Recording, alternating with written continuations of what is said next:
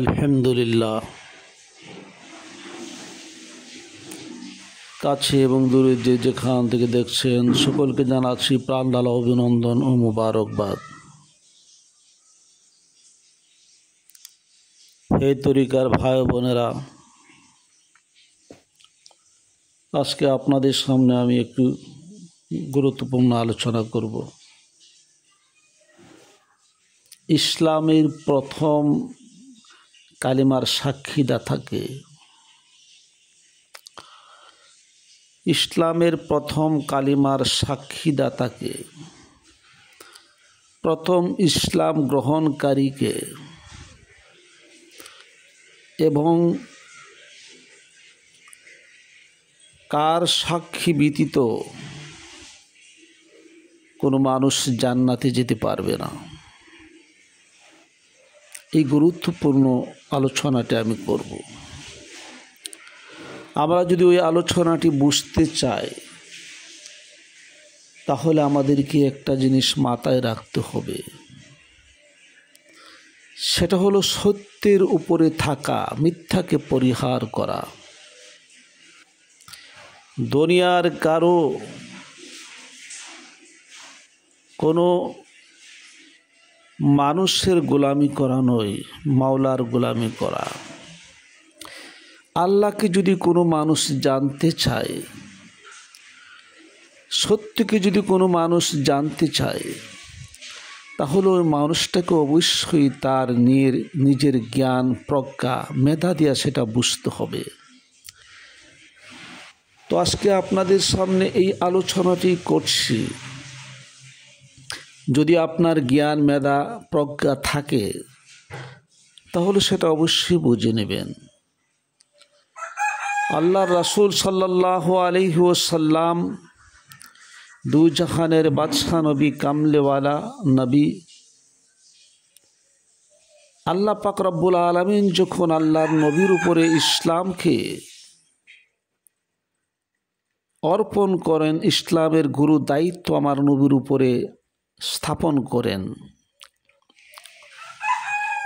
আল্লাহর নবী যখন এই দুনিয়াতে আসেন নবী হয়ে কালিমার দাওয়াত দেওয়ার জন্য, আল্লাহর রাসূল সাল্লাল্লাহু আলাইহি ওয়াসাল্লাম জাবালে কুবাইস নামক পাহাড়ের কাছে সকল মুসলমানদেরকে ডাকলেন। বিশেষ করে কুরাইশ বংশসহ অনেক গোত্রের মানুষকে সেখানে ডাকলেন। সকল মানুষকে ডাকার পরে আল্লাহর রাসূল সাল্লাল্লাহু আলাইহি ওয়াসাল্লাম কালমার দাওয়াত দিলেন। হে মানুষ, তোমরা শোনো, লা ইলাহা ইল্লাল্লাহু মুহাম্মাদুর রাসূলুল্লাহ, কোনো ইলাহ নেই, কোনো উপাস্য নেই আল্লাহ ছাড়া, মুহাম্মদ আল্লাহর রাসূল। এই কালিমার স্বীকৃতি তোমরা দাও, এটাকে গ্রহণ করো। আল্লাহর তরফ থেকে তোমাদের জন্য এই কালিমাকে অর্পণ করা হয়েছে। যদি তোমরা কোনো মুক্তি পেতে চাও, জান্নাত পেতে চাও, দুনিয়ার অশুভ অকল্যাণ থেকে নাজাত পেতে চাও, কল্যাণের পথে আসো। আর এই কল্যাণের মহামন্ত্র হচ্ছে লা ইলাহা ইল্লাল্লাহু মুহাম্মাদুর রাসূলুল্লাহ সাল্লাল্লাহু আলাইহি ওয়াসাল্লাম। এই কালিমাটুকু আল্লাহ রাসূল সাল্লাল্লাহু আলাইহি ওয়াসাল্লাম সকল মানুষের সামনে যখন উন্মোচন করলেন, মানুষদের মধ্যে যারা এখানে উপস্থিত ছিল সবাই আস্তে আস্তে চলে যেতে শুরু করলো। একটা সময় দেখা গেল এখানে আর কোনো লোকজন নাই, একটা মানুষ সেখানে দাঁড়িয়ে রয়েছে, একটা ছেলে বাচ্চা কিশোর সেখানে দাঁড়িয়ে রয়েছে। আল্লাহ রাসূল সাল্লাল্লাহু আলাইহি ওয়াসাল্লাম দেখলেন এটা অন্য কেউ নয়, সেটা হচ্ছে আলী কারামুল্লাহ ওয়াজহু। আল্লাহ রাসূল সাল্লাল্লাহু আলাইহি ওয়াসাল্লাম বললেন, ওহে আলী, সমস্ত মানুষ তো চলে গেছে, তাহলে তুমি এখানে দাঁড়িয়ে রয়েছে কেন? আলী রাদিয়াল্লাহু তাআলা আনহু বললেন, আমি এই কালিমার সাক্ষ্য দিচ্ছি, আমি এই কালিমা পড়ছি, আমাকে ইসলামের অন্তর্ভুক্ত করে নেন। আলী তখনই পড়লেন লা ইলাহা ইল্লাল্লাহু মুহাম্মাদুর রাসূলুল্লাহ সাল্লাল্লাহু আলাইহি ওয়াসাল্লাম।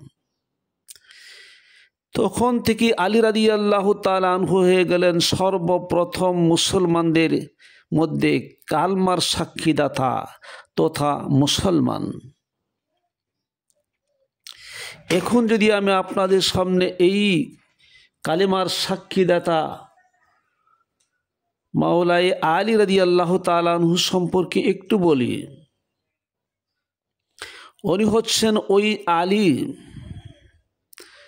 আল্লাহ রাব্বুল আলামিন যখন সৃষ্টির সূচনা করলেন, আল্লাহ নিজের নূর থেকে যখন আরেকটা নূর সৃষ্টি করলেন, সেটা হচ্ছে নবী মুহাম্মদুর রাসূলুল্লাহ সাল্লাল্লাহু আলাইহি ওয়াসাল্লামের নূর। আর এই নূর থেকে আবার চারটা ভাগ হয়ে যখন আরও চারটা নূর সৃষ্টি হয়ে গেল, তখন পঞ্চ নূরে পড়তেছিল লা ইলাহা ইল্লাল্লাহ। আল্লাহ বলেছিল মুহাম্মদুর রাসূলুল্লাহ। কোটি কোটি বছর পর্যন্ত এই কালিমার জিকির চলছিল। আর এই কালিমার জিকিরের মধ্যে দিয়ে আল্লাহ বুঝাইতে চাইল সকল প্রশংসা, সকল গুণগানের, যত গুণগান আল্লাহ করার প্রয়োজন সকল প্রশংসা গুণকীর্তন আল্লাহ নিজেই করেছেন এই পাঞ্জাতনের। এই পাক পাঞ্জাতন এই দুনিয়ার বুকে আল্লাহ রাব্বুল আলামিন আল্লাহ রাসূলের সাথে সাথে প্রেরণ করলেন, আল্লাহ রাসূলের মাধ্যমে প্রেরণ করলেন। তারা হচ্ছেন মাওলা আলী, হাসান এবং হুসাইন রাদিয়াল্লাহু তাআলা আনহু, মা ফাতেমাতুজ জোহরা। এই পাক পাঞ্জাতন হচ্ছে নাজাতের তরি, মুক্তির দিশারি, মানুষের কল্যাণের দিশারি। যদি কোনো মানুষ দুনিয়াতে মুক্তি পেতে চায়, তাহলে ওই মানুষ এই পাক পাঞ্জাতনের অনুসারী হতে হবে। আর পাক পাঞ্জাতনের অনুসরণের মাধ্যমেই একটা মানুষ কেবল নাজাত মুক্তি পেতে পারে। আল্লাহ রাব্বুল আলামিন কোরআনে বলেন, ইয়াওমা নাদউ উনাসিন ইয়াওমা নাদউ কুল্লা উনাসিন বিইমামিহিম। হাসরের ময়দানে প্রত্যেকটা মানুষকে তার ইমামের নামে ডাকা হবে। তো ওই মানুষ যারা এই পাঞ্জাতনের অনুসারী, তারা এই ইমামের নাম অনুসারে তাদেরকে ডাকা হবে, তারাই নাজাত প্রাপ্ত হবে। পাক পাঞ্জাতনের অনুসরণ ব্যতীত যারা আহলে সুন্নাত ওয়াল জামাত দাবি করে, তারা আসলে নকল সুন্নি জামাত, আসল নয়। তো এই জন্য প্রত্যেক পীর মাশায়েখ যারা পাক পাঞ্জাতনের অনুসারী, তাদের বক্তদেরকেও হাসরের ময়দানে এই কোরআনের হুকুম মোতাবেক তাদের মুর্শিদের নাম অনুসারে ডাকা হবে। আর এই মসজিদকে যদি প্রশ্ন করা হয়, তুমি কোন ইমামের অনুসারী, বলে আমি অমুক ইমামের অনুসারী। তুমি কার অনুসারী? আমি খাজা মাইনুদ্দিন চিশতি রহমাতুল্লাহ আলাইহির অনুসারী। তুমি কার অনুসারী? আমি বড় পীর আব্দুল কাদের জিলানী রহমাতুল্লাহ আলাইহির হাতে বায়াত। এইভাবে যখন বায়াতের পরে বায়াত হবে, এই বায়াতের দ্বারা হজরত মাওলায়ে কায়নাত আলী রাদিয়াল্লাহু তাআলা আনহুর কাছে যায়া পৌঁছবে। আর সকল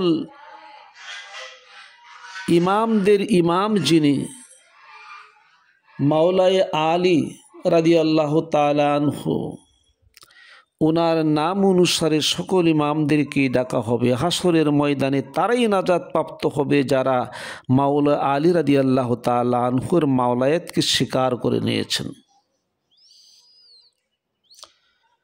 যেই সমস্ত মানুষ মাওলা আলী রাদিয়াল্লাহু তাআলা আনহুর এই ইমামতকে স্বীকার করেন নাই, তারা দুনিয়াতে যত ফতোয়াবাজি চাপাবাজি করুক না কেন, তারা প্রকৃত আহলে সুন্নাত ওয়াল জামাত নয়।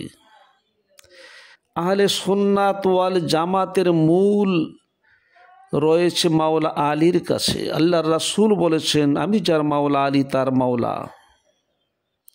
আমি এলেমের শহর, এই শহরের দরজা হচ্ছে আলী। সুতরাং যত পীরের হাতে বায়াত বক্ত রয়েছেন, সকলে মাওলা আলীকে বুঝতে হবে, জানতে হবে, তবেই কেবল আপনার নাজাতের পথ ফাইসালা হবে। আল্লাহ যেন সেই সত্যকে মানুষকে বোঝার তৌফিক দান করে। ওয়া আখিরি দাওয়ানা আলহামদুলিল্লাহি রাব্বিল আলামিন ওয়াসসালাতু ওয়াসসালামু আলা রাসূলিহিল কারীম।